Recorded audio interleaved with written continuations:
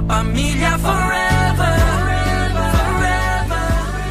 Isang babaeng nawalan ng trabaho, sinimulan ang kanyang dessert business sa puhunan na 600 piso lamang. Doon sa 600 pesos, nakagawa ako ng 10 ice cream rolls. Paikot ko siya ng napaikot siya. Hanggang sa nag-come up naman ako with frozen cakes. Kami lang po yung merong ganon na soft talaga na crepe.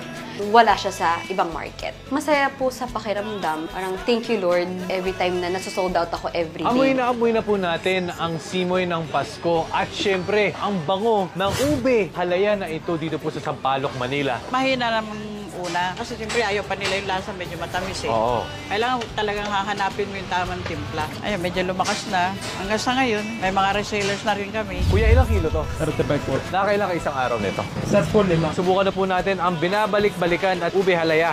Hop.